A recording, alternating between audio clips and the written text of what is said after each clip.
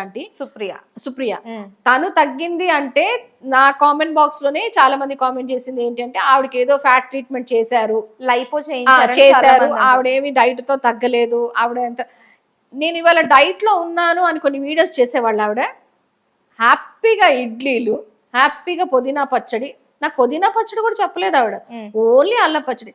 మరి నాకేమో 1.5 ఇడ్లీ పెట్టి ఇంత స్లిమ్గా ఉన్నదాంత ఆమెతో పోల్చుకుంటే నేను స్లిమ్. మరి ఆవిడకేంటి 4-5 ఇడ్లీలు? అసలు నాకు అర్థం కాల.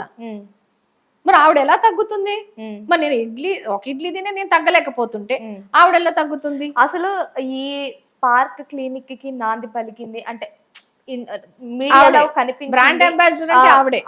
పెరుగు పచ్చడి ఆంటీ అనుకోవచ్చు. పెరుగు పచ్చడి ఆంటీ ఇప్పటికీ కూడా మెయింటెనెన్స్ డైట్ అని చెప్పిన ప్రతిసారి కూడా లిటరలీ లాట్ ఆఫ్ ఫుడ్ ముందు ఉంటుంది. ఒక వెరైటీస్ ఆఫ్ ఫుడ్, లాట్ కాదు వెరైటీస్ ఆఫ్ ఫుడ్, వెరైటీ కాదు చాలా ఉంటాయి అన్నమాట. ఒక పెద్ద ప్లేట్ ఉంటుంది, ఇంత క్వాంటిటీలో ఒక బాస్మతి రైస్ ఉంటుంది.